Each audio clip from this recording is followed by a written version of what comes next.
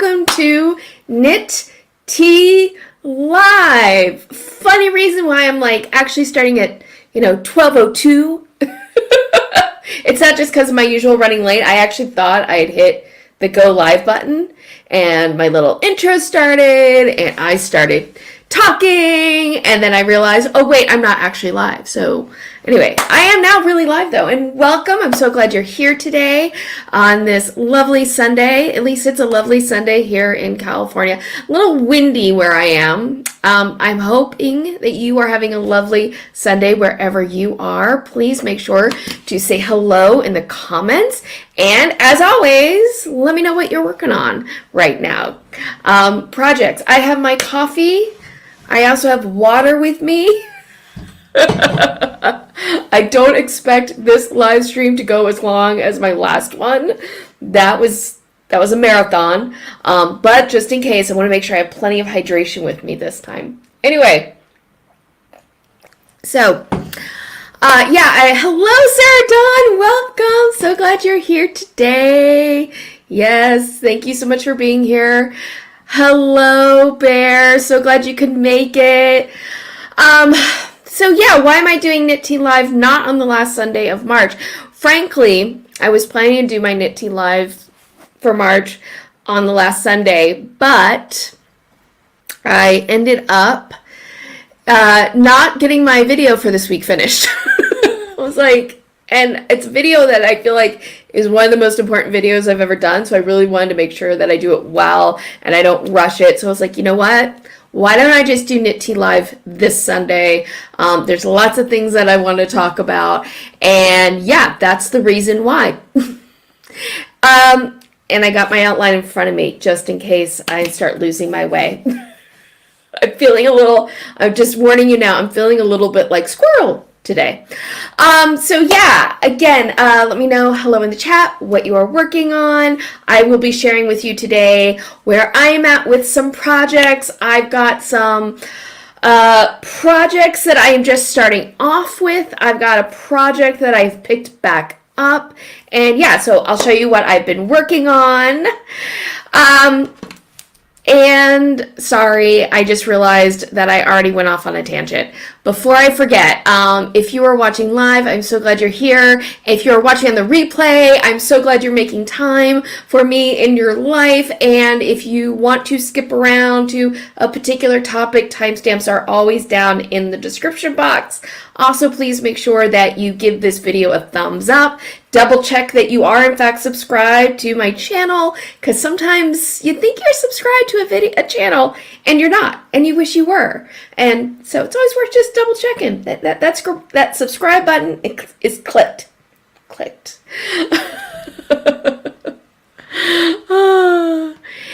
And yes, and of course, as always, down in the description box, you're going to find lots of additional information. I've got lots of links to things that we are going to be talking about today. Also, you will find my affiliate links and my links to my Ko-fi. So if you want to give me a tip or help support my channel in a monetary way, you can absolutely do that through various means. You can find all that great information down in the description box. Okay, I feel like it's not just YouTube that wants me to do all these plugs, by the way. No, it is the FTC as well, at least with the affiliate links.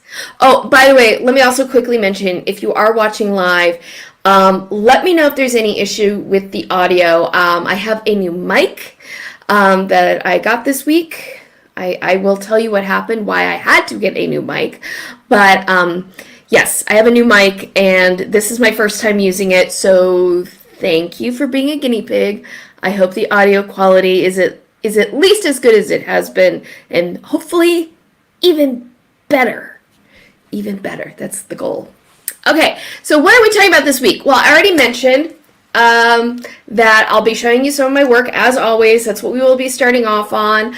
I do have some squish mail that I'm going to be showing you probably about midway through the live stream to kind of help break up some of the topics, the bigger topics we're going to discuss this week. Because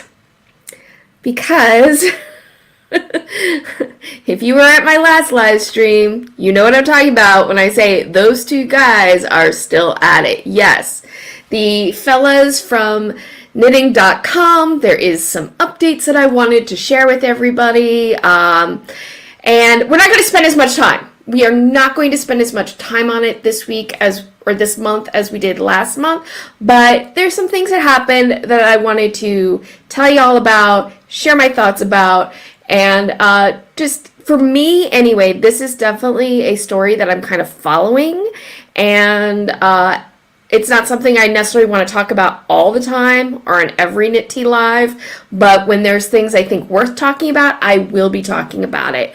And again, if you're watching on replay and you're like, I don't care about that, that's cool.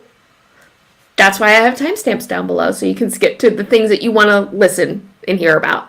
But also, just another thing I want to touch on briefly today, is something that just popped up on the radar a couple of days ago. I saw it on Reddit, and I thought it was kind of interesting, which is We Are Knitters is doing a collaboration with Zara, the fast fashion clothing store.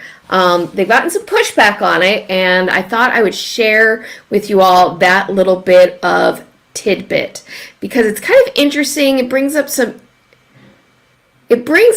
interesting conversations about DIY, slow fashion versus fast fashion, businesses trying to promote themselves. It's just, to me, a very interesting intersection of crafting and business because, we live in a capitalist world, in a capitalist society, and it's hard not to have these intersections. And then finally, of course, as always, we will take a look at Fiber Happenings, aka Pattern Spotlight. There are some new patterns that have been released in the last couple of weeks since I've last streamed, and some news from Sarah Dawn. So yes, we will be having Pattern Spotlight at the end. So let me just... By the way, if I'm looking down, it's because I'm looking at notes on my computer, because there's just things I want to make sure that I hit. But let me just check in on the comments.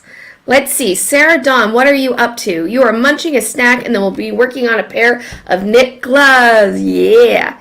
You know that I love a pair of fingerless gloves. That was my project of the year last year, was fingerless gloves. I also have some fingerless glove projects in the queue for this year, but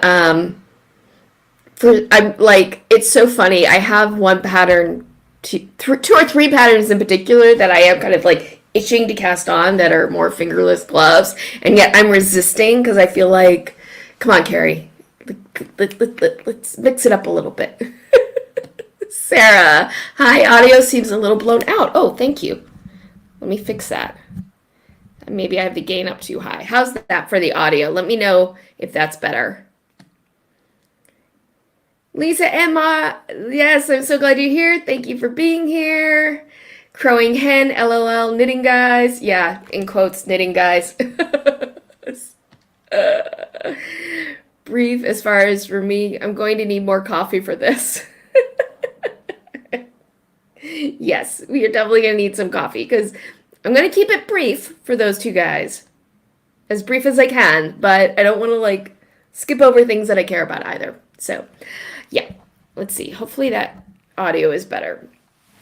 Because that's the thing about live streaming is I can't hear the audio that you're hearing on your end while live streaming. Audio is great. Yay! Yay, yay. Okay, thank you for letting me know. Sorry that it is blown out at the beginning. That's the fun of live stream. You never know what you're going to get. All right, so also, by the way, before I show you my projects, have a quick little life update I thought I'd share with you. If you don't know, I have been dealing with a home repair, major renovation for a while now. Back in October, I had a flood in my house. This January, we actually started the repairs and the renovation. And even now, the pictures I'm about to show you are a little old, but the bathroom, my master bathroom, we finally are getting the tile in, and we're really close to at least that portion, I think. I think we're really close to having it done.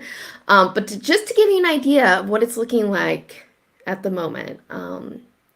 This one, nope, this one. There you go. So this is from a few days ago. Let me take that off. There we go.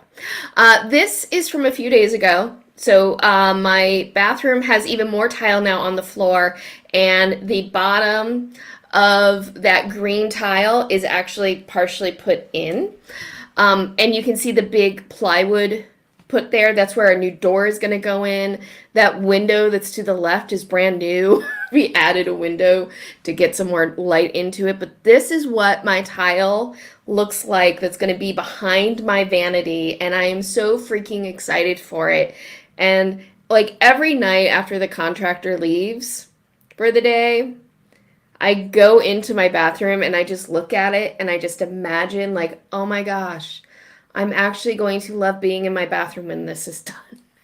And I need to do that to kind of hold on while we live through this renovation, because we're living in the house while all this work is being done. And we're basically sharing a bedroom with my daughter. We're all sharing her bedroom, and we have one bath, and the rest of our bedrooms. Oh, and I have my craft room. But the rest of the bedrooms, the rest of the bathrooms, the master bathroom and a powder room are inaccessible. So that has been a major thing going on in my life. And I have to say, through it all, I am so grateful that I've had my knitting and my crochet and all of this and the YouTube and the live stream, because like this always just brings me so much like solace in the middle of like all of the chaos. So much chaos. Oh, so yeah. Let's see. Oh, more comments. Let's see. Wool and beginner knitter here. Yay, beginner knitter, welcome. Knitting a flat sock. Cool. I think that flat socks that you then seam up is an underrated project, by the way. I really do. Stress crochet and it's definitely a thing. It is definitely a thing. Like, there was a day, yesterday was quite a day. Let me just put it that way. Yesterday, as a parent, was quite a day. And there was definitely a point where I picked up a Tunisian crochet hook and just started working. And I was like, I just need 5 minutes. Just 5 minutes of calm and control in my life. Speaking of, let's look at what I have been working on. Okay, so first up, this is not going to be terribly exciting, but I wanted to show it to you. This is a swatch that I've made.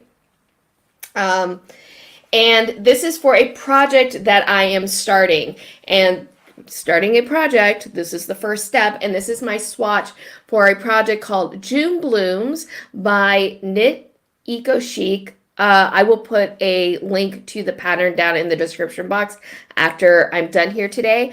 But this is my swatch for it. This is the beginning of the project, and I'm very excited because this swatch is actually featured in that video I was saying it's so important to me. I'm doing a video where I share my top tips for doing an accurate gauge swatch. And I use this gauge swatch as sort of my case study and on how to do a good one. Hopefully this is a good one for the project. So this is my swatch that I did for it. This yarn is unfortunately discontinued. It's a Valley Yarns Prescott, which was 50% cotton, 50% silk yarn. It is gorgeous. And the June Blooms project is kind of a summer vest that was, the sample of it was knit in a linen. So I thought this would be a good yarn substitute for it. So, and speaking of, I have started casting on for it. It is an I-cord cast on that I'm doing. So I have my I-cord here that I am working and am in the middle of. And it's this beautiful dark teal yarn. This silver yarn is the main color, and this dark teal, blue teal, is the contrasting color. And I'm doing a I-cord cast on, and for the I-cord cast on, instead of knitting up an I-cord with a pair of like knitting needles, which would take forever. I'm using a Knitting Nancy, a French knitter, which is a little loom, and I'm finding this so much more enjoyable. So much more enjoyable for doing I-cord than with knitting needles. I know that some people find doing I-cord like really relaxing and they really enjoy it. I personally do not love knitting up I-cord. It is not my favorite thing to do. In the comments, let me know how you feel about Burp Club. Let me know how you feel about making I-cord. For me, I always find it a little bit tedious. You know, sliding the stitches back across, knitting 3 or 4 stitches. I don't know. I just personally always find it a little bit on the tedious side, but it does make for a really nice cast on, especially for a linen or a plant-based project, because you can see here, to do the swatch, I did do an I-cord cast on and bind off, and it really does control the curl at the edges when you do that kind of cast on and bind off with a plant-based fiber. So yeah, Sarah, that is a lot of I-cord. It is a lot of I-cord, and for my project in the end, I will have 51 inches of I-cord done. Yes, I'm making 51 inches. That's why I was like, I am not knitting this. I'm getting a French knitter, and I will loom this because it was going to be 51 inches. It's basically the entire width of the vest. Bear. I just finished the second bobbin of my Rambouillet and wool blend yarn. Yay! Still need to apply it though. Then I plan to dye it when the Lynchen dye I am making is ready. Oh, so cool! That is so cool, Bear, that you are spinning up the yarn and then dyeing it like that. I have to admit, dyeing yarn is one of those things where I've always felt like, yeah, that seems like fun. I should try that, playing with color. And then I also think, wow, that's a lot of work. Maybe I don't want to do that. Oh.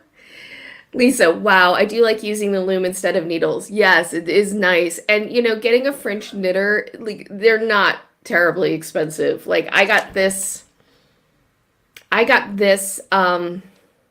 after a dentist appointment. I had a dentist appointment, and I rewarded myself by going to Joann's and got this with a coupon. So it was like $4, like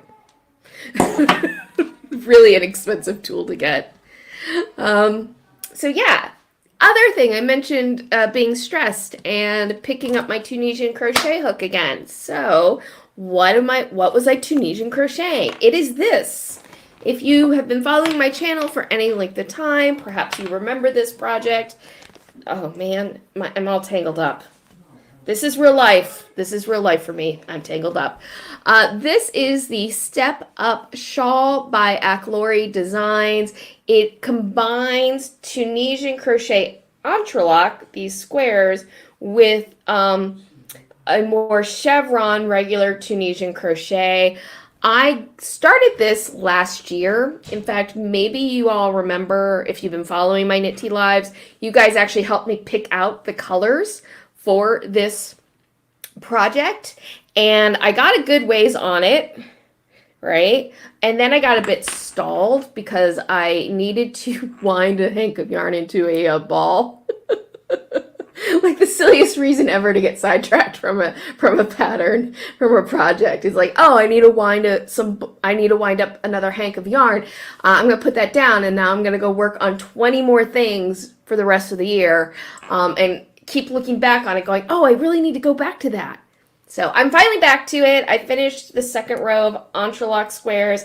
I'm now working on the next chevron section of it, and picking up.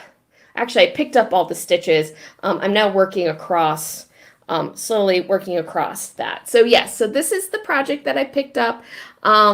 It's a fun project. Again, I forgot to put the link in before I started the live stream, but I will put a link into this pattern as well. But yeah, I am enjoying this. I'm loving the way the colors are coming across. This probably in the live stream is looking more blue, but this is a dark teal. It's actually it's pretty much the same color as this yarn, frankly. They're different yarns and they're different manufacturers. This is Valley Yarns. This is Cloudborn Highland Twist sock yarn. And then this here is much lighter and a more silvery blue in this portion. But yeah, I love it. And I'm really enjoying it. And it's a nice relaxing project, especially doing the entrelac squares, because it's like 14 stitches by 12 rows. And so if you just need like a quick, this is what's fun about doing entrelac. If you just need a quick little section of knitting or crochet that you want to do, that you just work that up and you're done with that little section. And it's just a nice little quick thing to do.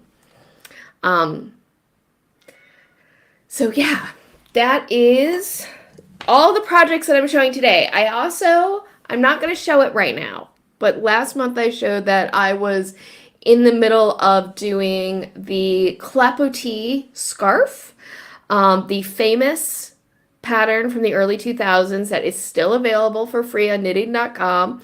And I did finish it. I have blocked it, and I am now adding fringe to it. And I have been vlogging this whole process of finishing that project. So that's why I'm not showing it right now.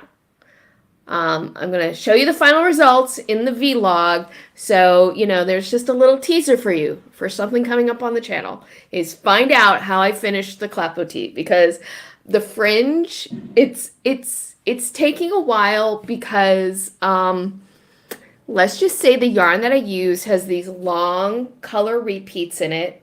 And I am trying to match the fringe along the edge to that same kind of color repeat fade that's going on. And it's time consuming. It's like way more time consuming than I expected. Oh, Rambouillet and Mohair blend, yes. So welcome, Jillian E. So glad that you are here today. Thank you for showing up. I agree. I think that Step Up wrap is so pretty. Okay, so those are my projects. So I think I'm going to close that and come down here, make sure I'm all set up, because we are ready.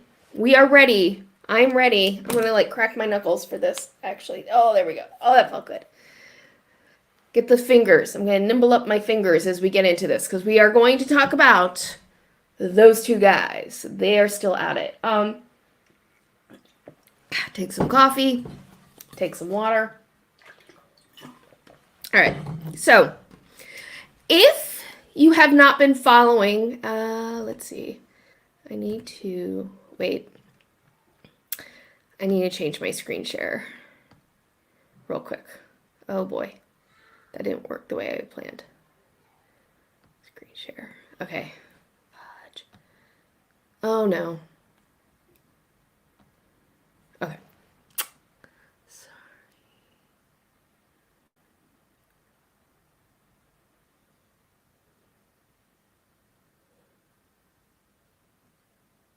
There we go. Okay. There we go. Okay, it's up. So, technical problems. If you don't know about those two guys or what I'm talking about, there are two gentlemen, ecomcrew guys, e-commerce guys. They're entrepreneurs who import products from usually China and sell them on Amazon, Shopify. Their whole thing now is to create what they call these content first websites, which are really, they're content websites for a particular niche that are really funnels to their product pages on Amazon or their Shopify store. So I think the best summary, the most succinct summary, is actually from The Guardian. Yes, the knitting world has gone mainstream, and this is how The Guardian described it. Two e-commerce bros who had previously made a killing in producing coloring books for adults bought the domain name knitting.com with big plans to get rich quick. How exactly?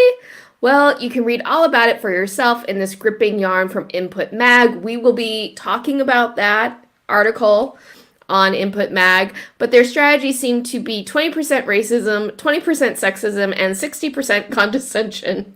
The knitting community has risen against the two men, and they are now yelling about bullying and insisting they can't be racist because they're both married to Chinese women. And that is a very succinct, very succinct summary of what has gone on with those two guys. And kudos to The Guardian for managing to talk about the knitting community and not once bringing up the age of a woman who knits. Like, when does that ever happen? When does that ever happen? Like, it's unheard of. So kudos, cheers to you, Guardian, for that. If you want to read the whole thing, I do have a link to The Guardian down in the description box. But I just think that was so funny. Okay, I'm hoping this... Okay, good. Thing worked.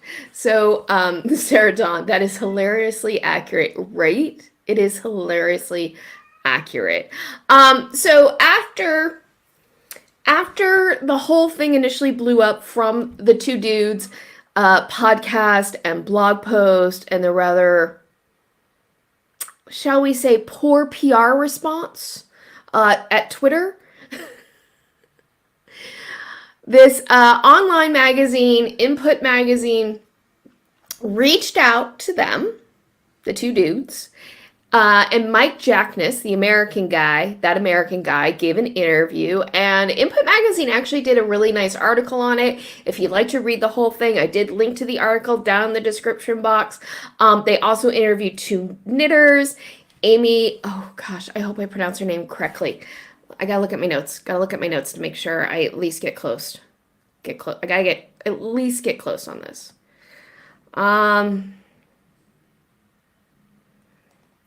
Amy Nowakowski. I hope I pronounced that correctly. If not, I apologize. But they talked to Amy Nowakowski, who had a really good Twitter thread breaking down sort of what she saw as their missteps, because Amy is both a knitter and a marketer. And she had a really good Twitter thread about it when this whole thing first happened, when the podcast first came out. I will add a link to that Twitter thread after the live stream today.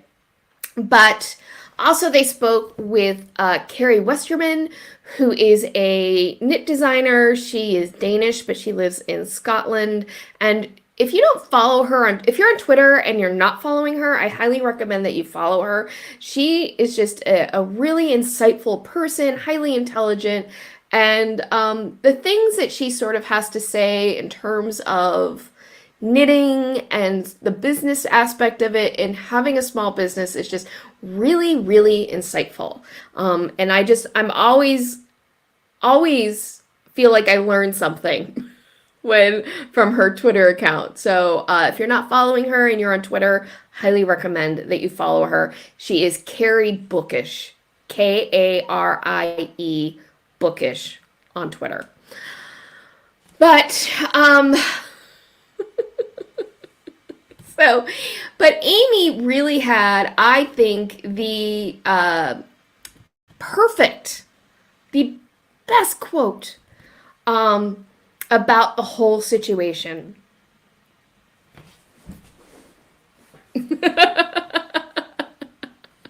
I love it. Oh, Alexis. Welcome, Alexis. I admit I've been tracking Craftsnark just to see what dumb stuff they're up to. Yes, I have as well. I'm going to admit I lurk Craftsnark myself, and I just and I gotta say, the people on Craftsnark do an amazing job on being on top of everything. Almost all this stuff that goes down almost always appears on Craftsnark first. But Amy, I'm gonna just stick with Amy. Amy had the best quote in the article. To give you an analogy, it was like two guys with an air fryer under their arm walking into the oldest restaurant in the country and proudly explaining how they were going to make $1 million in a year selling air-fried frozen chicken nuggets from Costco. Oh, excuse me. Oh my God. And it's so true. That is so what it is like. Now don't get me wrong. Just like there is a place in someone's life for I love my air fryer, okay? And chicken nuggets from Costco are so much better in your air fryer. But my air fryer is in no way a replacement or in lieu of when I want to make like a Thanksgiving meal. And and I just thought that was such a great analogy, and it's so true about what is up with those two guys. Also, Carrie, she also had some really great insight in the article about the situation, but also, I think even more importantly, Carrie, on her blog, released her full answers to the journalist for that article. And if you want to read everything she had to say, because there were some interesting tidbits in it, I did link to that down in the description box as well. So, yeah, I thought the article did a great job in making sure that they spoke to knowledgeable knitters. And then there was Mike Jackness and his interview in Input magazine. And yeah, let's just say that lessons have not been learned. I think that's the nicest way to put it. I don't think he helped himself at all. I don't think he consulted with a PR person, that's for dang sure. And I would summarize it as his response, my interpretation of it. This is my interpretation. To me, he came across as defensive, try to make himself and his partner, Dave Bryant, out to be victims of something. And, oh, there were no apologies. No apologies. No apologies whatsoever. I'm not going to go through every single quote Mike Jackness had in the article. I'm not going to do that. But there were a few quotes that I sort of wanted to respond to.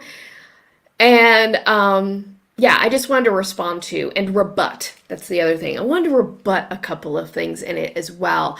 One thing just up front, it was alluded to in the Guardian quote. I'm not going to go in deep on it because, frankly, I just don't feel like I'm in a space to express it well.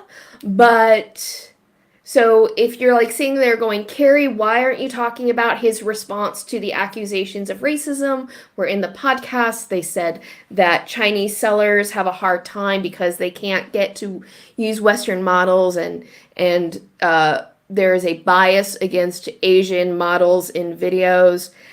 The reason is like, I feel like that is a topic that deserves like a serious conversation, and it's just not one that I am prepared at this moment to undertake, only because of myself. Only because of just me. My thoughts aren't organized well enough on it, but other people have spoken about it very well, and again, after the live stream, I will add some links in to if that's something you want to get into. It's just, like I said, it's not something I just don't have my thoughts organized well enough on it to speak to it in a cogent way. And sometimes the better part of valor is to, shut the F up. Like Mike Jackness, he probably would have been better off shutting the F up. No, but anyway. So, but the quotes I did want to definitely hit on in this article.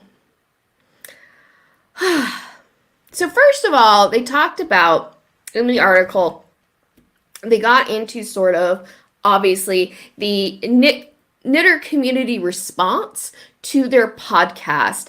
And let me just make sure that I have the right thing up that I wanted. Yes. And Mike Jackness, in kind of responding to knitters, sort of some of the assumptions that were made in terms of what the plans are for knitting.com, this is what Mike Jackness had to say. But that's not the, let me make sure you can really see. I'm going to bump up. There we go. But that's not the business plan,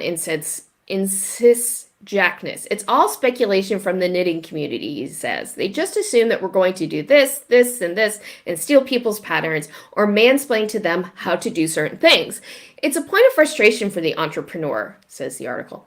We never really had any opportunity to talk about or show what we're going to do.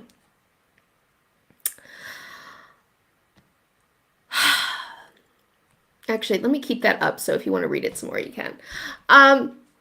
Here's the thing. On the one hand, I think this was not an unfair thing from Mike Jackness in this sense. When the podcast first came out, there were a lot of people who came out and presumed that knitting.com was going to be one of those websites that steals people's patterns, that don't give credit, that, or gets people's patterns but don't pay properly or at all, and tell people, oh, it's good exposure, those sorts of things. And who knows what their original plans were. I kind of suspect that wasn't so much the plan.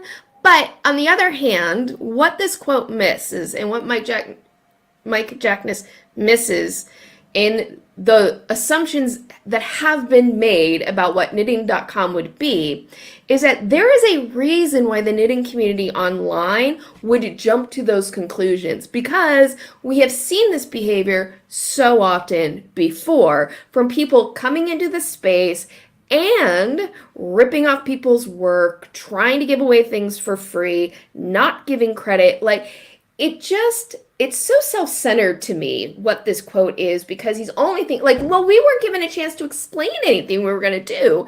Instead of understanding, it's like, wait, there's a reason why there's distrust in this community. Let us speak to that distrust. No, instead it's like, oh my God, like, can you believe this is me acting it out how I feel in my head? It's just, it's not, obviously a direct quote, but the way it comes across to me is, oh my God, like, they won't listen to us and what we have to say.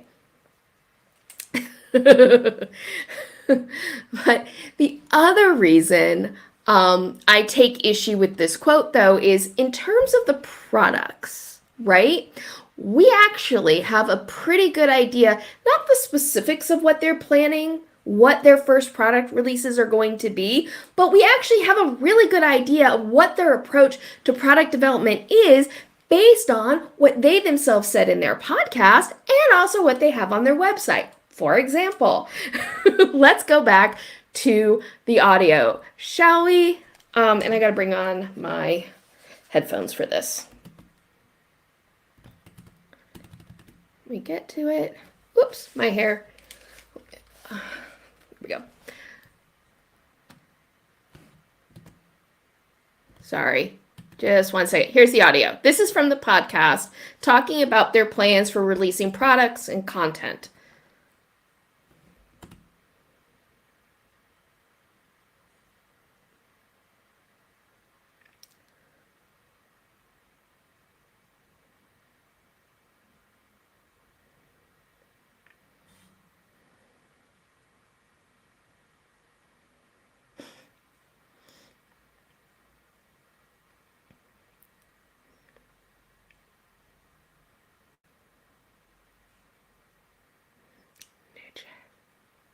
Oh, shoot.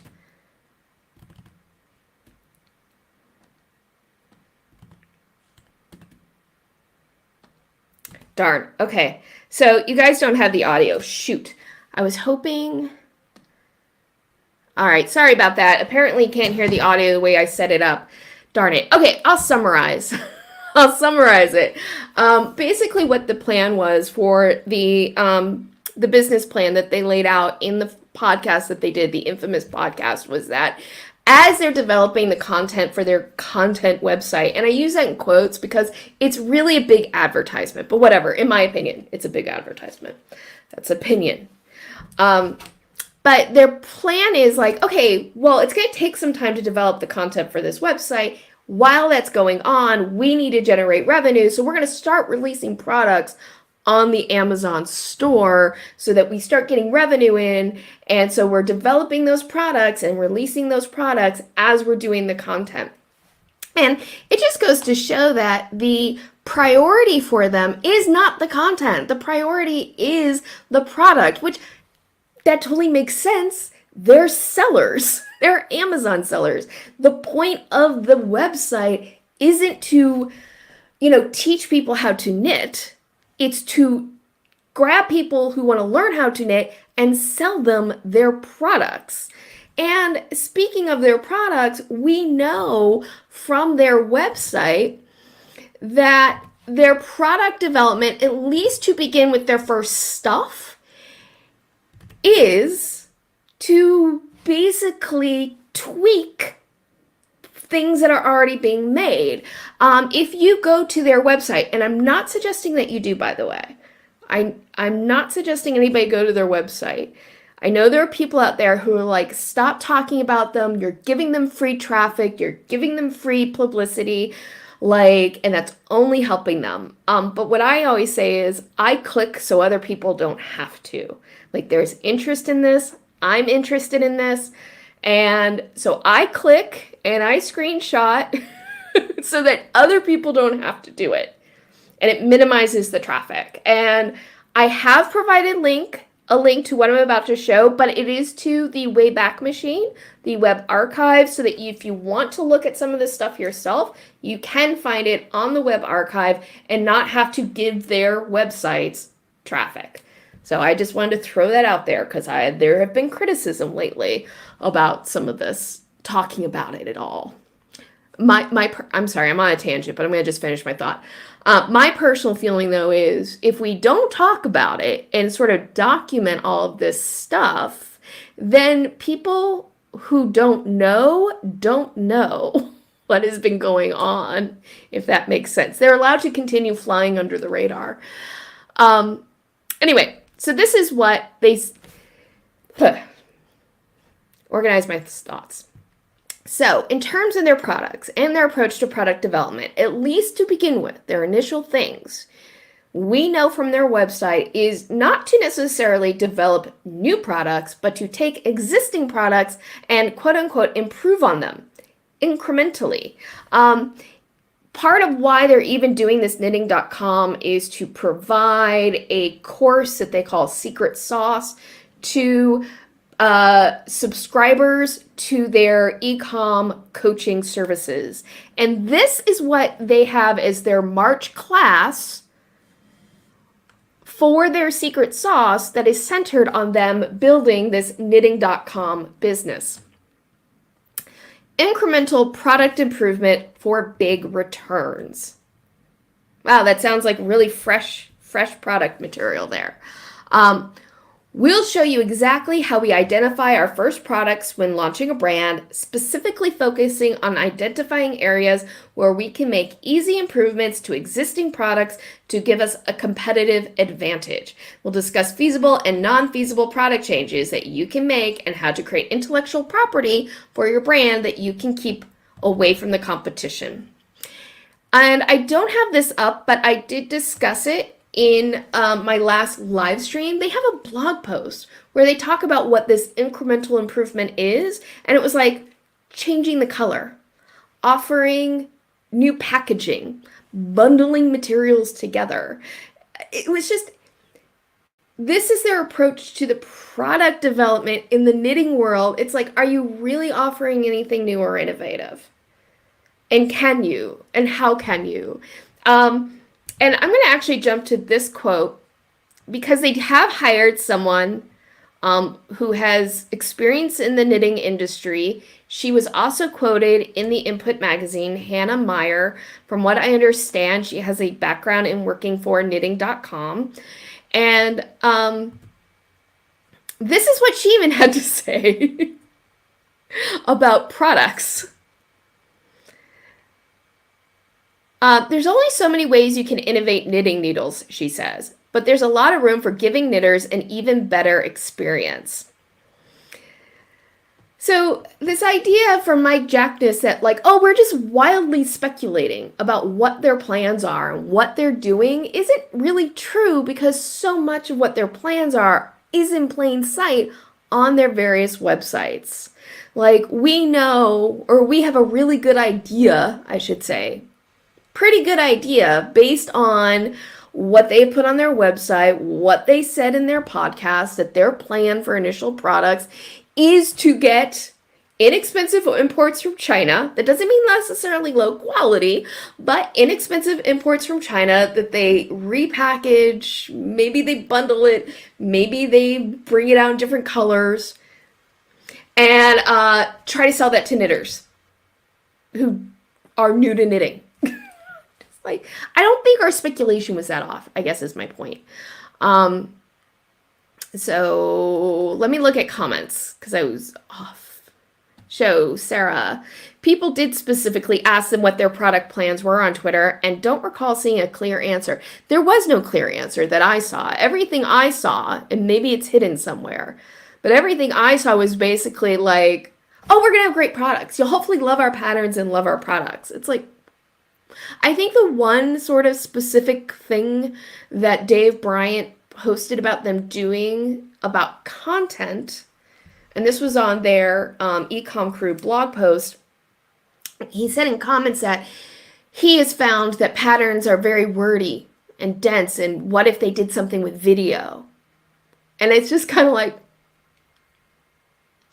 independent designers have been doing video tutorials and linking to them in their patterns for quite a long time. And don't get me wrong, if you can do it better, okay. But let's not pretend this is new or innovative. Sarah, yeah, we need to make sure people who don't know, yes, don't get sucked in, exactly. Bears Crochet Critters, how can someone new to knitting have the experience to know how to improve an existing product? Very much, and that I think is the big question mark. Now, what those two guys will tell you is that they know that they don't have the experience to improve it themselves, that they are working closely with experienced knitters from the industry to develop those products. And look, they have hired somebody, Hannah Meyer, who has experience from knitting.com. I guess my thing about it is, okay, she might have some ideas in terms of what they could offer, what products they could offer. I guess my thing is, like, are you really going to be able to offer a quality product at a competitive price point that's not already out there by established brands like Knit Picks, Knitter's Pride? These are more economical knitting needle lines, Notion lines. Are you really going to be able to compete with them? And the answer, I think, is like, the way they think they're going to compete with those established brands is by nabbing new knitters who don't know any of this stuff yet with their content website.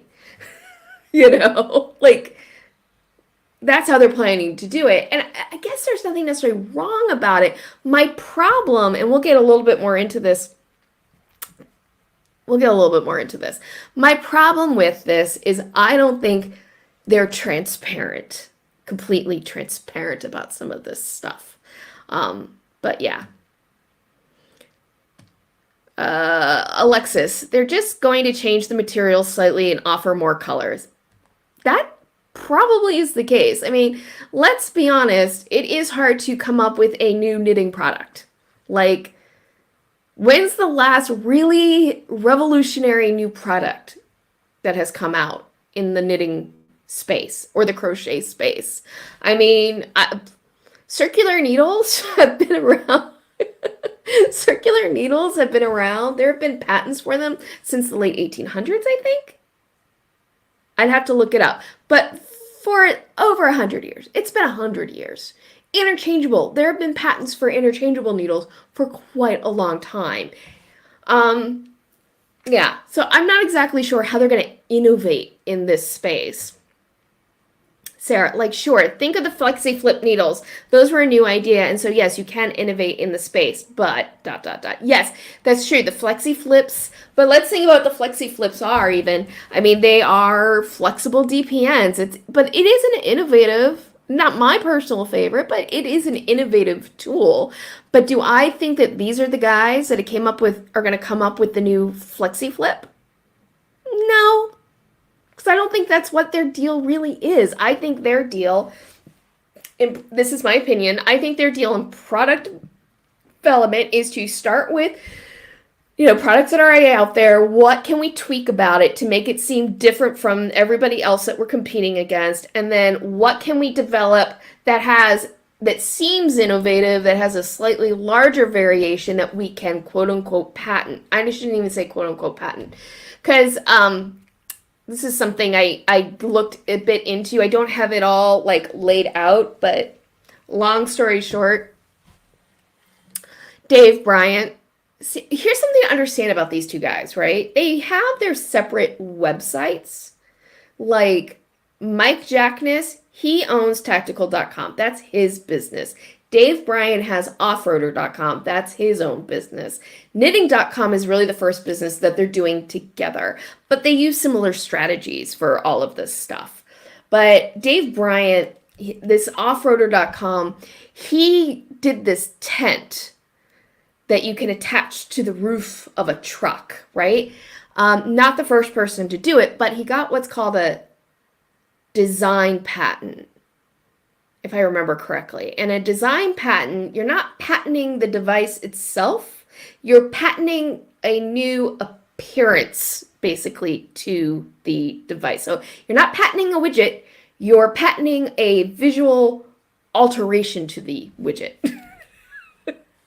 And so that's what they're talking about, by the way. I think, speculation on my part, but I think that's what they're talking about in the secret sauce in terms of being able to protect your own intellectual property rights, is doing those sorts of design patents, and also, making sure that you have everything branded with a trademark. That's my speculation. So, Alexis, if they don't have the ideas or knowledge, what value do they bring that they think they should earn that much money from it? Why isn't their expert employee the one profiting? Right? I mean, look, I hope Anna Meyer is getting well compensated for working with these guys, because like they would be lost. And I think they know that. I mean, look, I don't think these two dudes are that blind to reality. I think they know that, yeah, we don't know this space. We need other people to help us out with it. I just think that they're incredibly condescending about it. And I think that they're very disingenuous. And that's sort of that's where I really grate with some of this stuff, is just very disingenuous about things. To me, it comes across as disingenuous. Alexis, the silicone tubes that act as stitch holders to try on your sweater are pretty great. Yes. Barbara Knits, I think. Yes, those silicone tubes are really cool. I also saw on Hobby, I think it's the same idea as those silicone tubes, where it's a tube that you attach to one needle, and then you attach another needle to the other end of the tube, so you can easily and quickly transfer your stitches across. Genius. Person who came up with that, genius. I think I saw Yarn Addict by Anakin Alice. I think I saw her talking about those on Twitter. Let's see, Sarah, if you can drop 80,000 on a domain name, they better damn well be paying her well, right? Hello, Focus, come back. There you go. Right? They better be. They better be. Yeah, Susan. So, yes. Oh, yes, Sarah. Sorry. Yes. So yeah, I just think that, yes, some of the speculation may have been unfair, but in terms of stealing patterns and things of that nature, but I think they were coming from a place of being burned before. And I think the fact that they can't even fully grasp or acknowledge that, I think they're a little inside their feelings. If you want to know the truth, I think that Mike Jackness was a little in his feelings when he gave that interview. It was a little emotional, you might say. All right, next quote. Oh my gosh. Okay, we're going to go over an hour today. That's okay. I'm enjoying myself, so. Hopefully you guys are enjoying this too. Okay, so let's get into Mike Jackness's response response to the major controversy in the initial podcast, which was the comment about grandma blogs. I had the audio queued up, but it's not working in terms of playing through the screen share the way I had hoped. So I will summarize what was said in the podcast, it was Dave Bryant, that Canadian dude, and he basically said that in the knitting content space, competition in the knitting content space could be divided up into the major big brands, which are maybe under 10 people, and then you have the blogs from grandma that aren't that sophisticated, that are 20-year-olds, where maybe the woman updates it every, puts up a new post every couple weeks or once a month, and it's not very sophisticated. That was the grandma blog part of it. This is how Mike Jackness characterized the response to his co-host's characterization of the online knitting community blog space and content competition. They took from that grandmas don't matter, or we don't respect these things, Jackness says. The reference clearly was to one particular blog we were looking at in our research that was the word grandma in it, and I don't think has been updated for 20 years. It was made with Microsoft Front Page and has broken Flash Player on it. Jackness calls the whole issue so freaking ridiculous.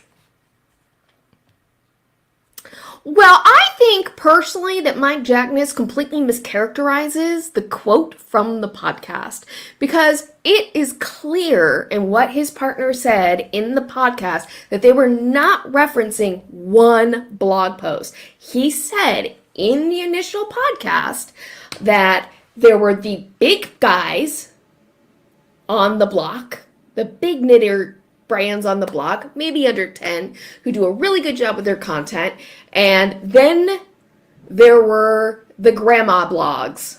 He didn't say he didn't say in the podcast, we came across this one grandma blog that was 20-year-old with a broken Flash player and made on an obsolete bit of software. That's not what he said. He said that there were two groups.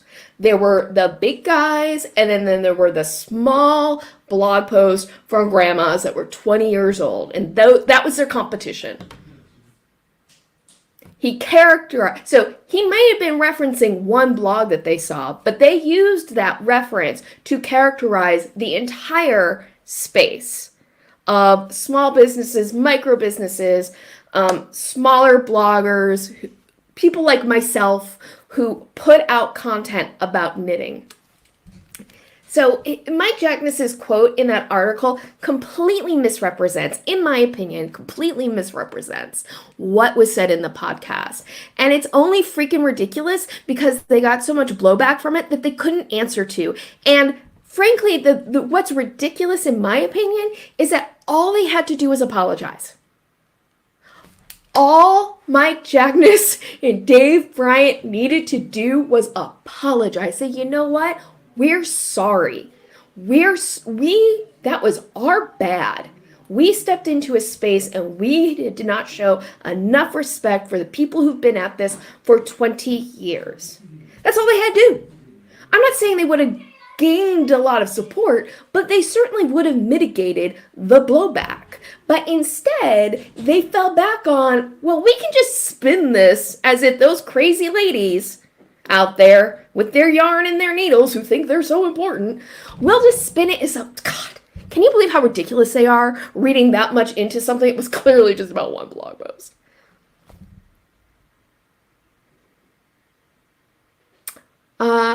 I would love, if you're out there, that American guy, that Canadian dude, and you want to have a conversation online about this for everyone, I would love to have an interview with you just about that comment.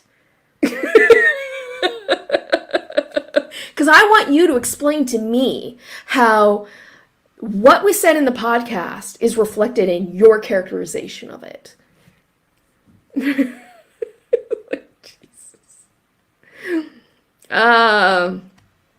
Oh yeah, Sarah, I forgot about that. I want to show this up because I meant to mention this and I forgot to. So knitting.com, they appeared, these two guys, their podcast showed up right when something else happened in the knitting designer space. And just to give you some context for what I'm about to read. Well, they happened around the same time as the Creative Fabrica crap, too. So there was probably some unfair bleed over. So there was a company, Creative Fabrica, that reached out to designers and was like, basically like, can you give us some of your patterns? We can't pay you, but you'll get great exposure. So, you know, I think that is a major reason why people were looking at these two guys and going, oh, great. Are you another one who's going to pay us an exposure? Let me tell you, exposure does not put food on your table. It just doesn't.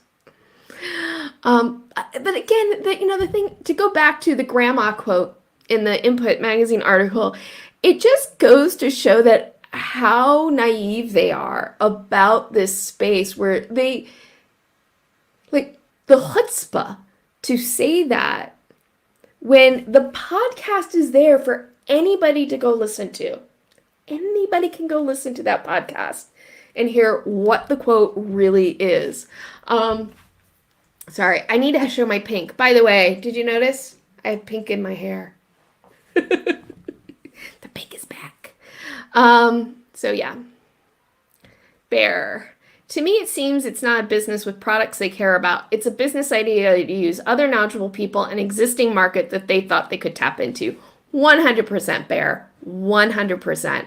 And in fact, and this was something I talked about in the last live stream, Mike Jackness, after selling Color It, did a podcast where he talked about the 10 things he was looking for in his next business. And one of them was he specifically talked about not wanting to get into the knitting space because he had no interest in it. And he thought it was important that he get into a space where he had personal interest in the hobby.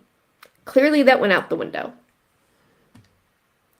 Alexis, they're clearly unaware of how knitters have been called grandmas in the pejorative way so many times that we're pretty sensitive to it. Yes, and that goes back to sort of their lack of research and not knowing their audience. And, you know, I will say this again. Experienced knitters, people who are probably listening to this Knit Tea Live, most of us are not going to be their target demographic. Those two guys are targeting new knitters. People who are new to the craft, who don't necessarily know where the good resources are for information online, who don't know what the good product brands are, the established brands are, and they're trying to tap into that. Which makes sense because, but there's another part about that just occurred to me that sort of belies their whole thing about the products.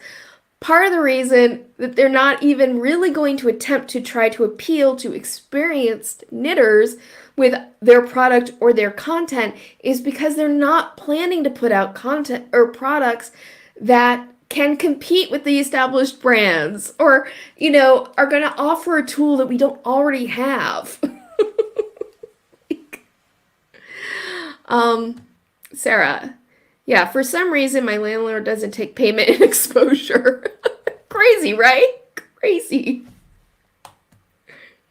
Alexis, people can die of exposure.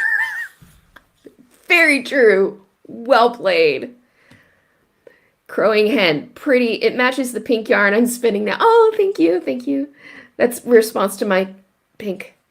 The pink is great. Thank you. I do like the pink hair. Thank you. This is this is nature healing itself. This is a sign that nature is healing itself. Before I started my YouTube channel for quite a while, I did fashion colors where I've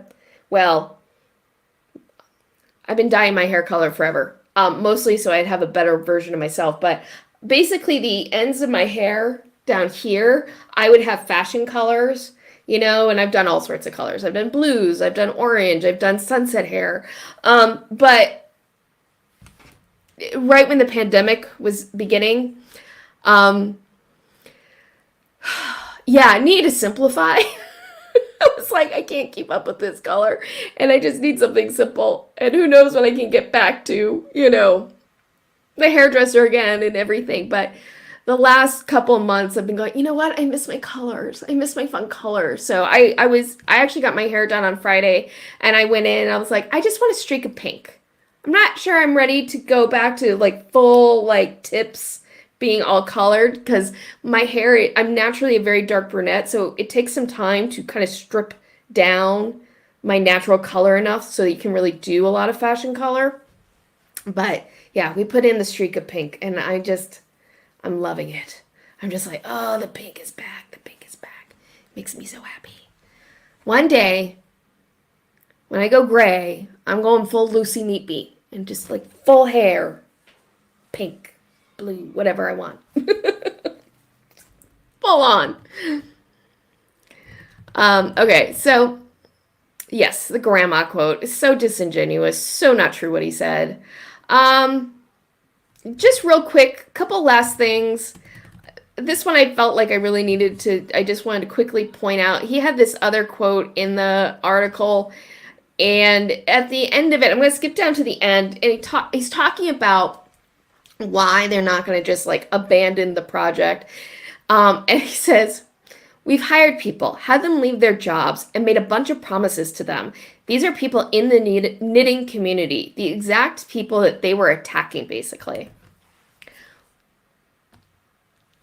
At no time that I saw, maybe there were some errant comments here or there, but what I saw, the vast majority of the criticism was squarely aimed at those two dudes. Not at anybody who was from the knitting community who chooses to work with them.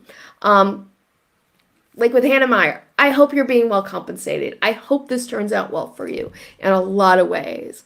But all the criticism was directed towards them. So trying to turn this back around and say, gosh, those knitters are so mean, aren't they? Look how they're attacking other knitters. It's such a deflection, and again mischaracterizes what's going on.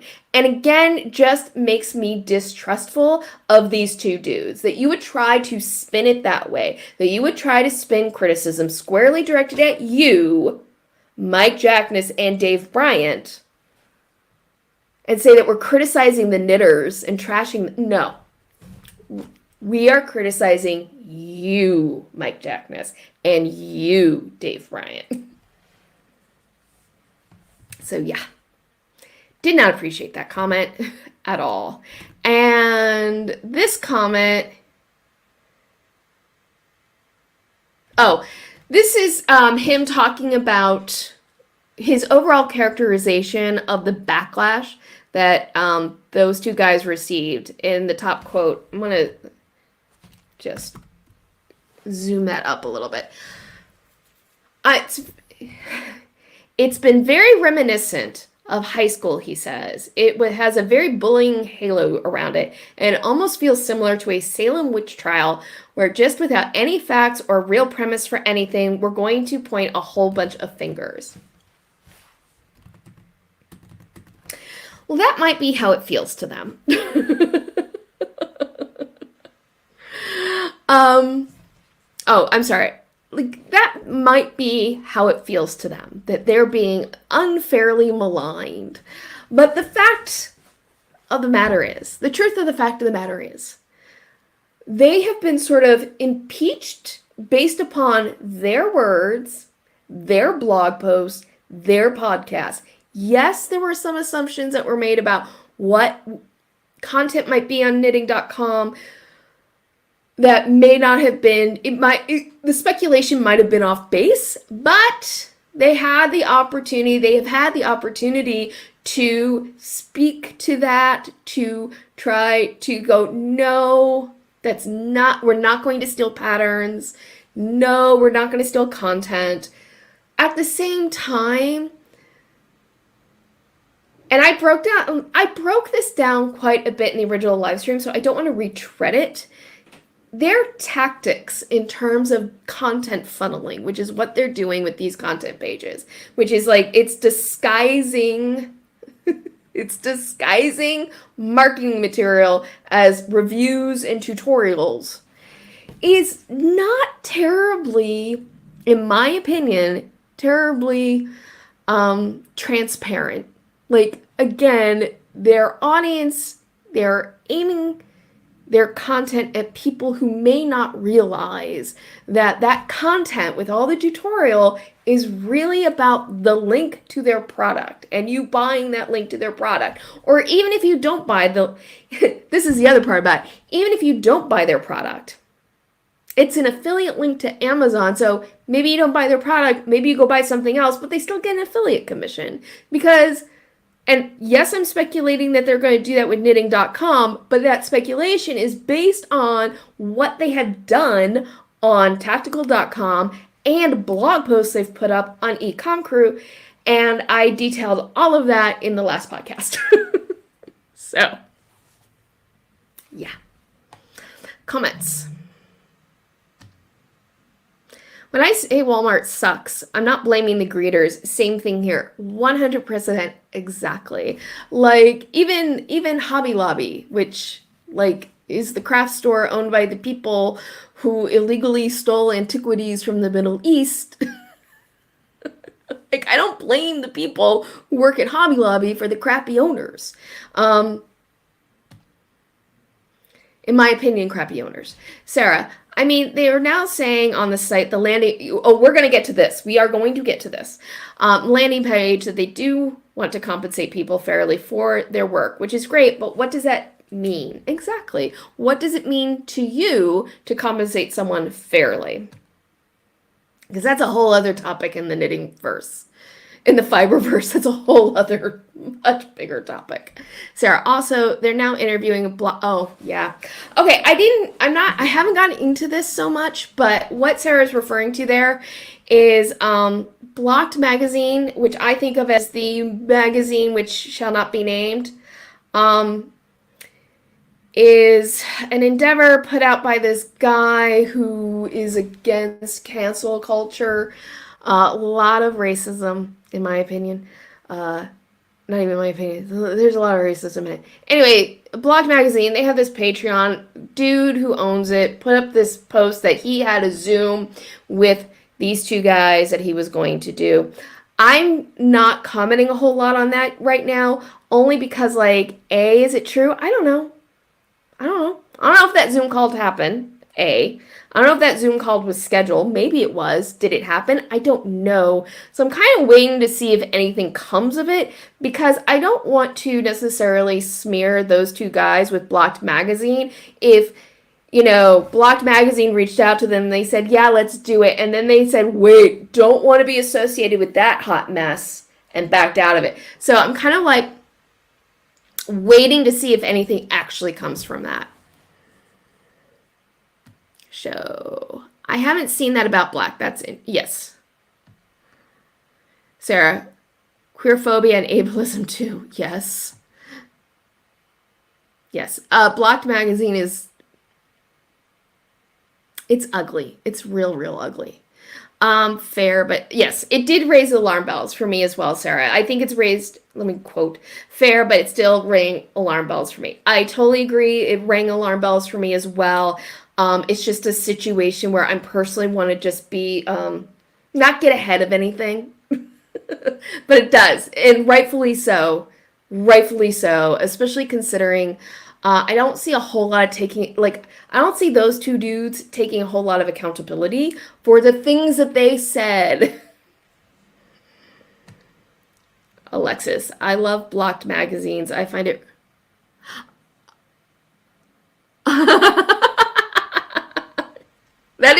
That is the upside. Alexis says, I loved Black Magazine. I find it really helpful to go through the comments and likes to find people I will never support. Very helpful that they create a list for me. That is a silver lining. That is definitely a silver lining. So, Sarah alluded to this, and I want to make sure that we cover it, which is that knitting.com has a new landing page. Yes, it does. And this was the original landing page, which I meant to show at the last live stream, but I forgot. But I want to show it now. This is the original landing page. Doesn't it scream knitting to you? Doesn't it scream fiber? Sort of knitting.com. Something is happening. And then in the background, what looks like to me, an acrylic pour. Just screams knitting. To me, this original splash page kind of spoke to everything that was wrong with those two dudes trying to do this. Because, like, I get it. It's just a teaser, right? It's just a teaser, but it's just so quick slapdash. Well, you got to put something out there. No thought put into it whatsoever. But since then, they have updated their splash page. And what I'm going to show you first is a screenshot of what the splash page actually looks like on the desktop. And I wanted to show it just so you can see aesthetically what it looks like. And so you don't have to go look at it, because we are going to read through the whole splash page. It won't take long. But we're going to read through the whole thing. And I'm going to read through it based on what is on the Wayback Machine. But the Wayback Machine, the way that it is saved, it's broken, basically. So this is what it now looks like. We can all have our opinion on the aesthetics of that web page. Personally, it is not my taste. It's very brown. I think on Twitter I said it reminded me of a Band-Aid. That was kind of a joke. Because I felt like the whole splash page, content-wise, is meant to be a Band-Aid over the whole situation. But yeah, it's not my taste. I'll just put it that way. Not my taste. Not my taste. But this is what it goes through. And I wanted to just kind of read through it really quickly because, oh, on the Wayback Machine, it changed. Yay. Okay. Before, when I brought up this on the Wayback Machine, the background picture wasn't there. So, all right, cool. It's all there now. I didn't need that screenshot after all. Well, I have it for my files. There we go. Just close that. Okay, so this is from the Wayback Machine, and when you read through it, I'm going to just be right up front to say this right away. You read through this page, and it is fairly innocuous. But welcome! Knitting.com is a brand new crafty collaboration. Collaboration with whom and for whom? Anyway, our goal with this new resource is to provide all the knowledge and support you'll need to get started knitting. If you've never touched a pair of knitting needles in your life, you're in the right place. Here's what I just right off the bat, what I don't like about this first paragraph.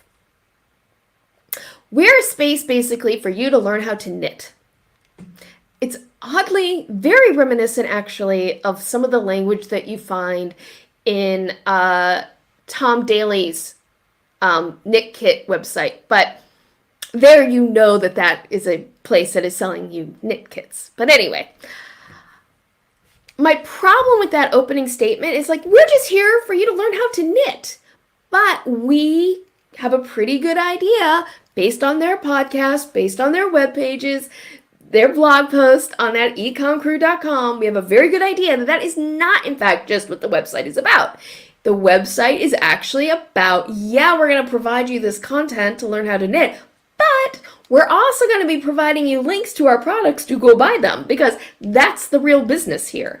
And this is part of my problem with this whole content first approach that they have, is the lack of transparency that this is a marketing tool. This is not just a helpful resource. This is a marketing tool. Look, what I do with YouTube, I have my tip jar. I have my affiliate links. You can sit there and say, Carrie, you're trying to do a business. Yes, but I'm transparent about those things. But B, like, the main thing is the content. The other stuff that I'm doing is trying to support me being able to give you this content. You know, like, that's the thing. That's why I have super thanks open and super chats open and a Ko-fi, and it's all there to try to help support me trying to provide this content. You know, it's not me providing content to support my Amazon store like these two dudes. Okay, what you can expect. Let's get into more of this. What you can expect. I'm gonna just bump up the. There you go. Knitting.com will launch later this year with a library of beginner-friendly tutorials that will continue to grow and evolve over the coming years, along with some helpful how-tos. Sorry, that's so repetitive because beginner-friendly tutorials and helpful how-tos are the same thing. You'll be able to find a selection of free patterns designed to coordinate with the tutorials we're crafting. Okay, makes sense, fine, whatever. We're excited to curate a thoughtful space with new content that will help guide knitters as they grow their skills. From the first drop stitch to the nuances of blocking, we're here to inspire knitters to become dedicated, lifelong crafters. If we inspire even a small percentage of brand new crafters to become intermediate or advanced knitters, then we will have accomplished our mission. Which again, this all seems well and fine and good, and that all sounds lovely, except that's not actually the mission. The mission is to sell people their products. It's disingenuous. Like, all of everything I've just read, without all the other context of ecomcrew, would all sound like just another knitting website. Another knitting blog, but it's not, because we do have all this context. And I don't have a problem with someone trying to build a business. I don't have a problem with someone saying, I'm going to offer you these tutorials as a way to incentivize you to come visit my site, but I'm also going to be trying to sell you my products. I don't like feeling lied to, and that's how I feel when I read something like that. That's how I feel. I'm not saying that's their intent. Yes, I want to make sure that I cover any liability, but that's how I feel. Let's look at some comments. Sarah Dawn, and that's not a bad thing. If they want to earn money selling products, fine. But yeah, transparency is a thing, and they definitely need more of that. Exactly. Be transparent and apologize when you do wrong. Alexis, what are the nuances of blocking? Doesn't that feel like somebody had read about the lace blocking discourse on Twitter from last month? Yeah, the nuances, blocking. You can use pins or you cannot use pins. Don't get me wrong. I think blocking is an art in and of itself. It's an art, not a science, and there's choices that you have to make in blocking. I'm not sure what they have to offer that's new that you cannot already find. Isn't that part of it too? Like, what are you going to offer that's new or refreshing? Work with About Us. Some of us at knitting.com are brand new to knitting, while others are old hands. Together, we hope to inspire new crafters to pick up needles for the first time. By helping more people pick up and stick to knitting, we hope to grow an already amazing community. That's clearly aimed at the backlash. Yeah, work with us. This is interesting. Community comes first. Does it with these guys? Or is community something they just have to deal with? Anyway, while we grow as a brand, we want to partner with designers to develop beginner-friendly patterns, videos, and classes. Sorry, all of a sudden I'm like, oh, you want to be craftsy? You want to be OG craftsy? First and foremost, we want to be great industry stewards for this beloved craft. I'm going to get into that. With that in mind, we believe our partnership will be stronger. With that in mind, we believe our partnerships will be the strongest part of our endeavor. We are dedicated to bringing new crafters into this space. We're also committed to supporting the wonderfully creative craft community already doing incredible work. What does that look like? Honestly, we're still figuring it out. In the meantime, we want to hear about what your designers, indie dyers, LYS owners, and other industry professionals want in a new brand partnership. One aspect we're firmly committed to is fair paid compensation for patterns and content.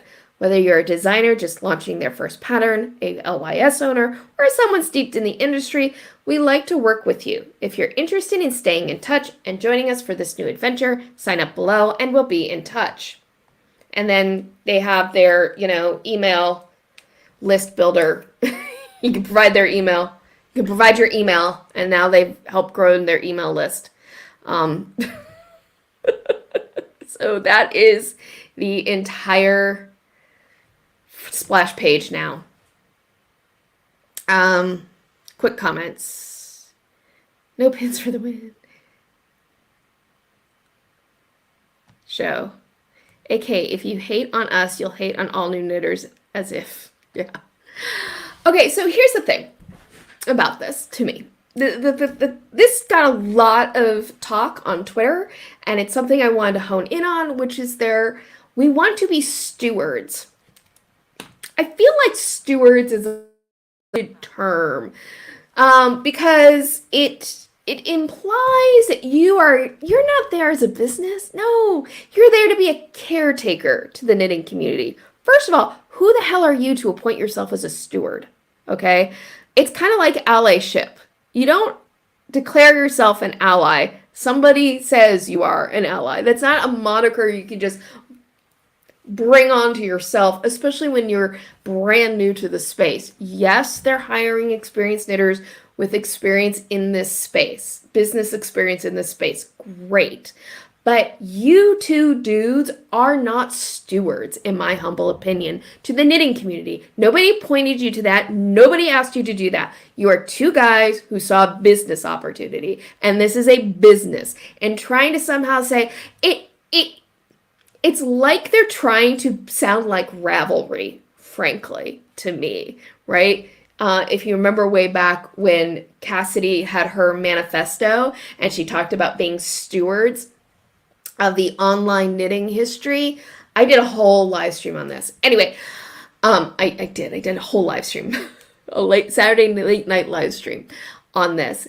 And it's like, I think the difference though is with Cassidy and Jess, they really do not, they see their business as a side hustle to what they have built in terms of the database and providing something to the fiber community.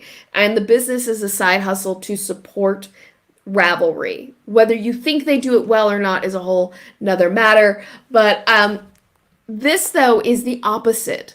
This is a business, and this community I don't think is their first priority.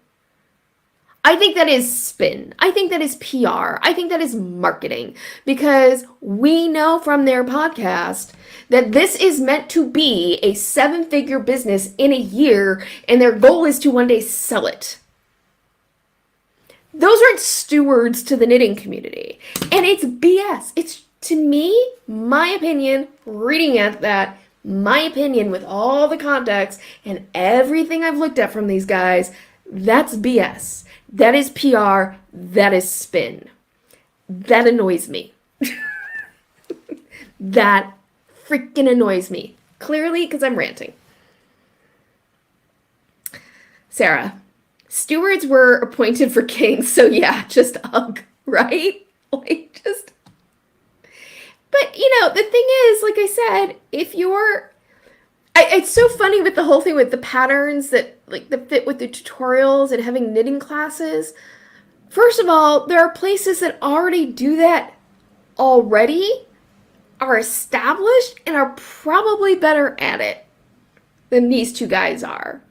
It's just, it sounds like, oh, we're going to try to be like Craftsy or Creative Bug now.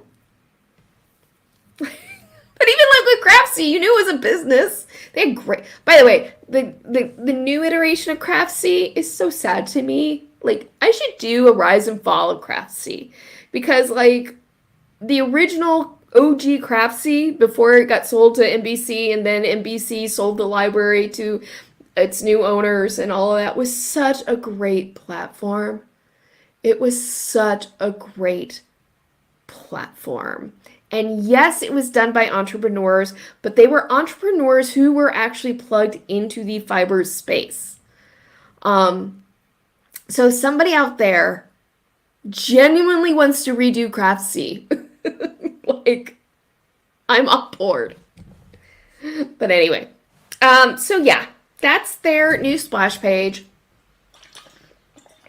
I think it's really disingenuous. Oh, it was. Sarah, it was so awesome.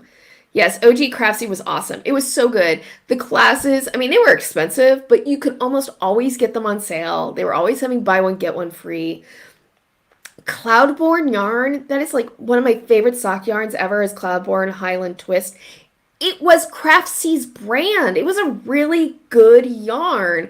And I think I understand why they sold it to NBC. Unfortunately, NBC just ruined it in a lot of ways. Renamed it Blueprint. Like, how generic was that? By the way, I was on the fence from the beginning about talking about the We Are Knitters Zara thing, and I think I'm going to skip it because we are an hour and a half into this, and I'm kind of interested in it, but I also don't care enough to devote any more time to it. I'm just running out of steam. That's just the God's honest truth. I'm running out of steam on it. I will leave a link to a Twitter or to the Instagram thing about it if you're interested in what that whole deal is about. But I think I am gonna. I'm just making an executive decision right now, and I'm gonna skip the Zara We Are Knitters collab because this went on longer than I intended. I thought I'd get this done in 30 minutes. Foolish me. Foolish me. And yes, UF, absolutely. That website is ugly. I'm sorry. My personal opinion, I'm trying to be nice initially and say it's not my taste. But it's not just ugly, it looks amateur. It looks like a blog. It looks like a 20-year-old blog that hasn't been updated in a really long time because the person who originally ran it switched all their stuff over to like Ravelry and Instagram. But yeah, it's unpleasant to look at, in my opinion. It's very brown. I mean, look, everyone's got their own opinion about it. That's a matter of personal taste, but it does look unprofessional. Like I don't look at that website and have confidence, or I don't look at that splash page and have confidence that you're gonna like deliver real quality video classes. Sarah, it looks like a rough placeholder. It does. It looks like a rough placeholder, and I think it's really interesting that, look, they've had this website domain since, I think they bought it in October, so they've had it for a few months. They could do more. It felt like they rushed to put something up on the splash page because they realized that people, due to this backlash, were going to look at it, and they're like, oh, we should put something together. But then that to me feels like everything with these two dudes and this website is, it looks like everything to me is this rush job. Everything feels like it's not driven by a business plan so much as it's driven by reaction to the knitting community and needing to do all of this stuff to feed their ecomcrew secret sauce Amazon seller coaching thing. But yeah. Sarah, yes, that's a matter of personal aesthetics, but it's just so simplistic. Yes, I think that it's very simplistic. It's very, I mean, it just feels like they grabbed a stock photo.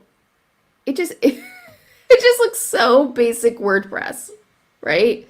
Like such basic WordPress. And we could go on and on about that splash page, but it just, I think they were caught with their pants down in this whole endeavor. Like they were really, when they did that podcast, their aim was they weren't launching the business. Or at least that's not what they thought. They thought they were launching their secret sauce class. And they never occurred to them that knitters would find it and have a response to it. And then suddenly an article, like magazine, would be like, hey, you want to talk to us about this? Because this is kind of, But, yeah. Sarah, I mean, that might be because they got attention way earlier than they intended. They might be, yeah, I think they're totally rushing things. I think they're totally rushing things because they got attention that they weren't expecting. I mean, they themselves even said, like, well, we don't know exactly what this is going to look like. We're still figuring it out. It's like, but your goal is to be a 7-figure business by, like, February next year. It just seems wildly optimistic. It It just seems to me that they are wildly optimistic about what they're going to be able to accomplish. Anyway. All right. So I think it's time for squishy mail. Let's do some squishy mail. Let's do pattern spotlight. And let's have a little bit of fun at the end. And like I said, I'm skipping the Zara We Are Knitters thing. I know other people have covered it, and I need to move this along today. I did not expect to have another, hour and a half, 2 hour live stream. So I got squishy mail. Yay! Squishy mail. Very excited about this. This is from Webs, a well-established brand. Yarn.com, now owned by Lovecrafts, another well-established brand. And let's open this up. Oh yeah, it feels so good to rip this open. Bought some new yarn. I'm so excited. This is yarn that I have bought for a specific project. The half fade shawl by Lavish Design. I will leave a link for it down in the description box. And the yarn, oh god, it's so pretty. The yarn that I bought for this is, not only is it a pattern, not only is it for a project, a planned project, but it is also a part of a April collaboration that I'm taking part in with other, because I'm ahead of myself. Where is it? Oh, I forgot to put it up. Shoot. Let me do this real quick. Sorry, I gotta put something up. Oh, I was so organized until this moment. Just put it here, that's fine. I'm trying to get this. Here we go. Okay. So this yarn, I'm totally dragging this out. Showing you guys this yarn. Yeah. Oh, you didn't know that? Yes. Sorry. I will answer that. Sorry. Squirrel. Yes. Sarah Dawn just went, wait, Webs is owned by Lovecrafts now? Did not know this. Yes. Last year, I believe it was last year, Lovecrafts, which has been buying up everything lately, bought Webs. Webs still exists as its own website. And the owners are still involved. The original owners of Webs are still involved in the company. They have a position at Lovecrafts. And so far the merger, when they first announced the merger, Webs, the website's nothing's going to change. Really? Nothing's really going to change. This is just going to allow us to do other things. So, but yeah, you wouldn't know it. If you go to yarn.com, you would not know that Lovecrafts owns it. Anyway, the yarn. This yarn. Let's just get into it, and then I'll tell you about the collaboration. And here it is. Look how pretty it is. Yes. Oh, I haven't opened. Well, you saw me open it. Oh, I'm just feeling it. This is Wisdom Yarns Angora Lace. This is let me get the exact, 60% fine merino wool, superwash, 10% Angora, 30% nylon. Not a lot of smell. It's not the softest yarn I've ever felt. I can already see some halo right there on the edges that I'm going to guess is from the Angora that's mixed into this. I bought this for a lace shawl project, the half fade shawl from Lavish Design, and this is part of a collaboration that I'm taking part of in the month of April. I will bring up the digital flyer. That is not the right web thing. I am on a blue kick.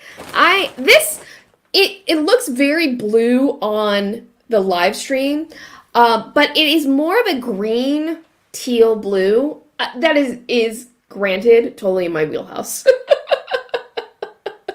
I have to almost actively not go towards the cool end of the spectrum. I have to make conscious decisions to go, no, I'm not going to work in blue or green or purple. I'm going to go with a red. Although I love red and orange as well, but my heart is always with. But it's called Harbor, and it's a teal. It's a teal. It's gonna be so pretty. But okay, that's up. Oh, I know why. Shoot. Okay, I know what I need to do. Sorry. It's because of my screen share. I'm trying to bring this up. My live stream is falling apart. It's not falling apart. You know what? Never mind. I'll just read it. But there's several of us on YouTube that are doing a collaboration for the month of April. I was going to bring up the flyer, but it's taking me too much effort. But it's going to be videos from various people on YouTube, including Julie and Eve, and Crowing Hen, where we're doing videos about creating projects from Angora bunny fluff. A lot of people, it's going to be about spinning with Angora. Mine is going to be for knitters about working with Angora in your knit projects. So this month for it, I'm going to be at the very least getting the project started, and I'm going to be swatching to make sure, because this is a yarn substitution that I'm doing, I'm going to be doing a swatch to make sure that this really is an appropriate yarn for the project that I have planned that gets me the results that I want. And I will be kind of taking you through my journey with that and talking about Angora fiber from the framework of knitters and how we can use this and how we can incorporate Angora into our projects. So yes, that's all going to be part of this April collaboration. Very excited about it. So yeah. Sarah. Oh, I adore Wisdom Yarns. They are good. They don't get enough talk. I got some of their new, now discontinued, long color run yarns when I was traveling many years ago. It became a scarf. Yeah, I don't have a ton of Wisdom Yarns, but I now have this. I have a sock yarn that's now discontinued that was a bamboo, well, viscous wool blend that I have enjoyed. So yeah, I like Wisdom Yarn. Alexis, nothing wrong with knowing what you like. Yes, right? Nothing wrong with knowing what you like. I do, yes. But this, like I said, it's showing up very blue on camera, but it is much more of a green. I'll take a photo of it and put it up on my Instagram so that you can see the color better. If you're not already following me on my social media, you can find me, Carrie Craft Geek, on Twitter. Very active on Twitter. I'm active on Instagram as well. So yes. So that is the squishy mail. And just my first impression of it is, it's, let's see, can I pull out without, are you the end? There, oh yeah, got the end here. Let's pull out the end. Oh God, already just looking at, this isn't going to appear well on camera, but I can already see the halo from the Angora in it. I'm going to be very curious to see if this is going to be tightly spun enough to really hold the Angora so it's not shedding. I kind of suspect that it will. It's a nice round yarn. It's sock weight. In fact, this was kind of designed to work with socks, but I'm going to use it with a lace shawl project. Looks like it's 4-ply. Yeah. It feels nice. It's not that same kind of smoothness that you usually expect from merino, but it's still soft. It doesn't feel like rough. I don't think it would be scratchy against the skin. And pulling it, just running my finger along, just doing a quick test, pulling, I'm getting very little. I've got a couple little bits of Angora that came off, but not much. So I'm going to be very curious to see how the Angora holds up in this, because Angora is notorious in knitting for shedding. And there's reasons for that I will get into when I do that collab video. Sarah, hopefully it will not be too sticky if you have to frog. Well, we'll find out, won't we? Because I'm sure at some point I will have to frog back. To knit is to frog. Like, that's just part of the life. And this is going to be a lace project, so I'm sure I've got my crochet thread ready for lifelines. You know, I got a whole thing of it. So yeah, that's my squishy mail that just came in. I'm very excited. I love smell. Not deep woolly smell. I really love it when I get a yarn in and I smell it and I get that hit of lanolin. Like, oh, it makes me feel so good. So yeah, that's the squishy mail. Alrighty, I am going to have to switch my thing. Hopefully this doesn't screw up my live stream because I've got to switch my screen share.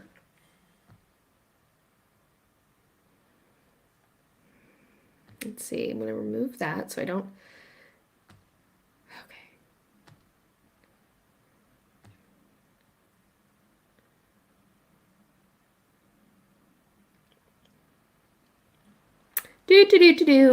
Sorry, it's just when I do the share, when I switch the share screen, it kind of like puts in a lag on my stream. I haven't had this problem before. Normally I can switch windows without having to do.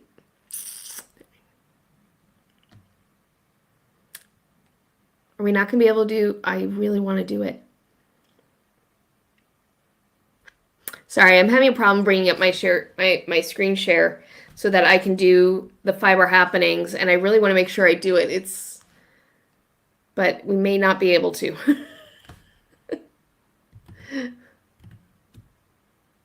Oh, here we go. There we go. Yes. Okay, whoo, did it. Okay, I'm very excited. Okay, so we are going to do fiber happenings. This won't take long. There aren't as many like new things to show like there was at the last live stream, but there's some really cool things.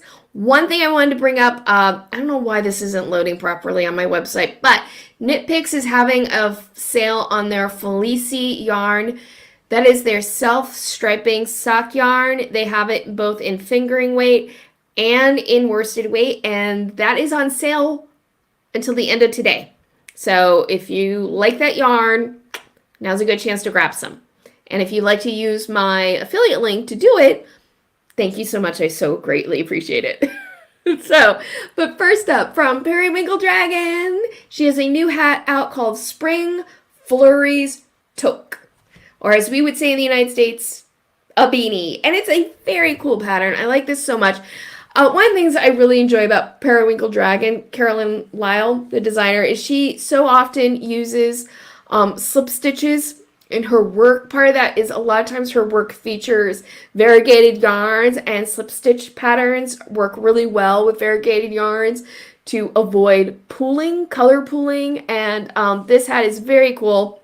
It has this fun swirl that goes around with the slip stitch pattern. One thing about this pattern though is it does utilize a provisional cast on. So just know it does utilize a provisional cast on. But I do think it's very, very cool.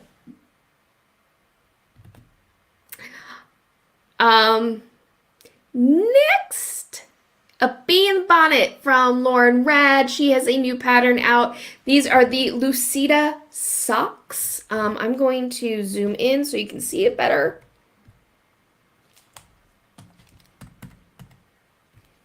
Hopefully. Maybe that was a mistake. But this sock pattern, if it comes back up, come on, there we go. There we go.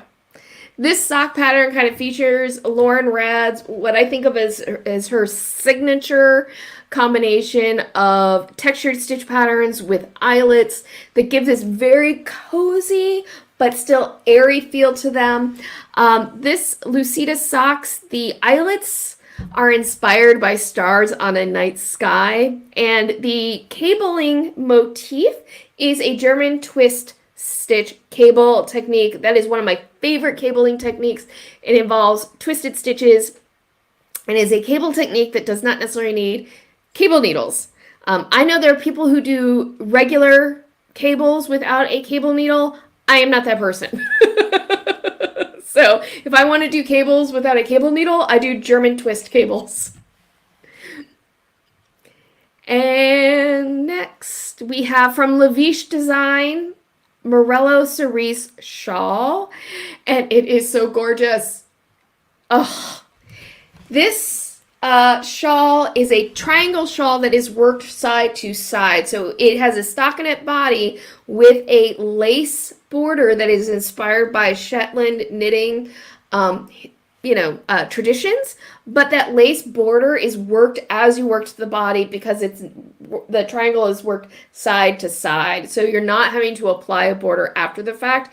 So I think that this is if you want to just like have a touch of lace in your life, this could be a really fun project for you. So yes, that is Lavish Design's latest creation. You can, of course, go to my website, carriecraftgeek.com/fiber-happenings. Link is in the description box, of course. But you can go to my website and you can see all of these patterns and find the links to them and everything. But also, actually, I'm not going to make you watch me scroll down. I have an important announcement from Sarah Dawn's Design, actually. She has... Keep going. Sarah Dawn is having a test knit, and she's looking for test knitters. If you are interested in that... Sorry, let me get up here. There we go. If you are interested in doing a test knit, she has this pattern. It's her Cherry Blossoms hat, and she's running that through Yarn Pod. And yes, if you'd like to let anybody else know information about the project, please feel free to do so in the chat. But yeah, so that is that news. Looking for test knitters. And that's everything on Fiber Happenings this month. Sorry to kind of rush through it again, but it's getting late, and we're almost 2 hours into this. I really did not think I would spend that much time on those two dudes again, but I think it was important. It's the thing I'm most interested in. So I'm going to just go back through and look at last comments and questions. So Sarah Dawn has a tech question. What are you using to broadcast? I use OBS, and it always lags when I want to share screen Google Chrome. I am using StreamYard now. It is actually a web-based streaming app, I guess you could say.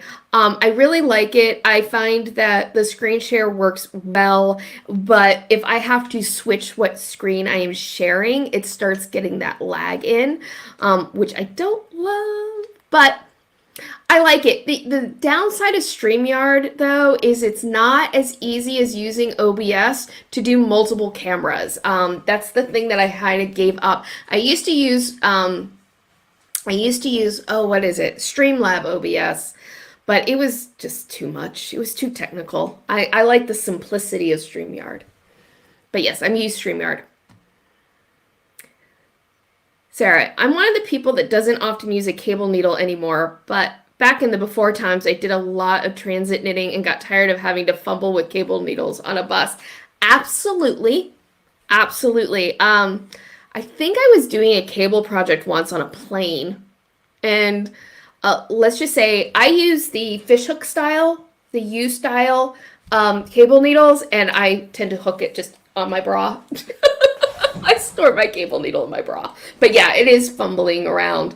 I find that cabling without a cable needle, once I get past like 2 or 3 stitches, just, I don't know. It doesn't work for me personally, but I know a lot of people who cable without a cable needle and love it. It's just, yeah.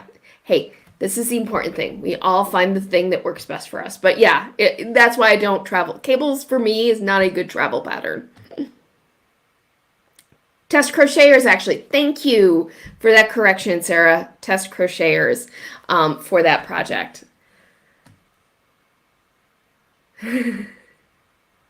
So yes, that I think, let me just check my outline make sure I haven't missed anything, but I think we are ready to, or I'm ready to start wrapping things up. Yes. So, as I said way back, if you've been watching the whole live stream, you heard me talk about this. And if you've been here for the entire live stream, thank you so much for being here for the whole 2 hours. I appreciate all of you, whether you were here for 5 minutes or the whole time, or you're watching on the live stream. Thank you so much for being here.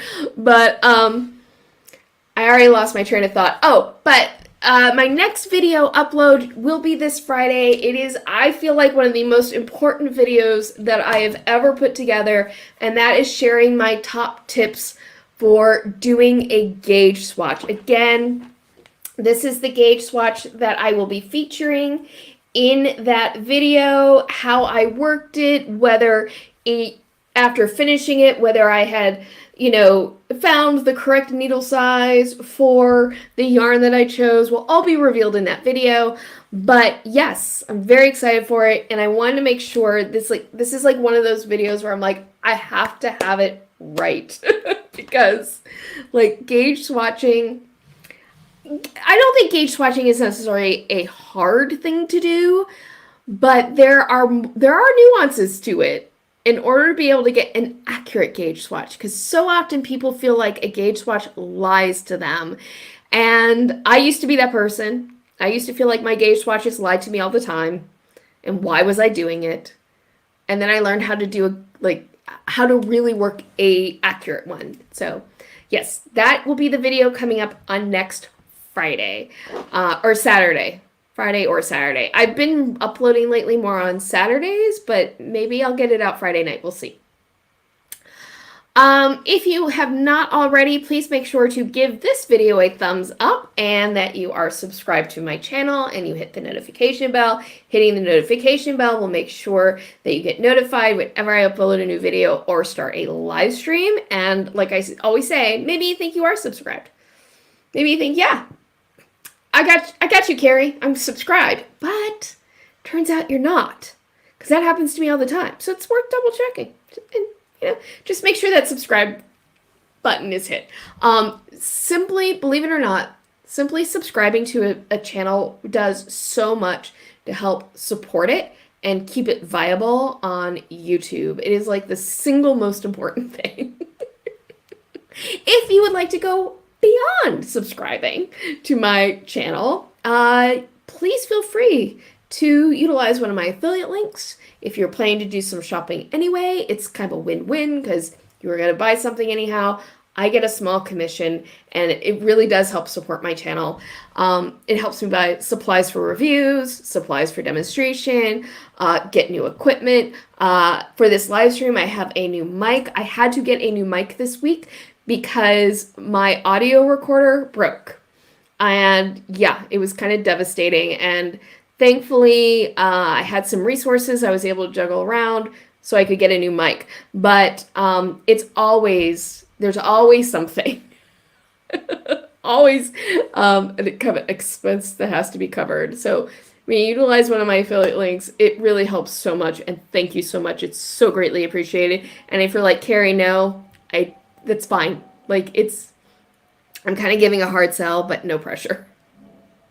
By the way, I forgot to mention at the top of the live stream, for my Ko-fi, I always have a goal in mind for any tips that I get through Ko-fi. And my current goal is to save up enough that I can buy myself a Shetland style knitting belt and double pointed needles so that I can try to knit like a Shetland knitter utilizing a knitting belt. It's something I've always wanted to try, but it does take some specialized equipment. If you'd like to help me out in making that video, you can check out my Ko-fi. Link down in the description box. Everything's down in the description box. Okay, and yes, that really is, let me just check, make sure I haven't missed any comments before I say goodbye. That's what I needed. So, thank you so much again for joining me. I hope that you have a wonderful rest of your weekend. I hope you have a great week ahead. And as always, happy health, and happy making. Bye.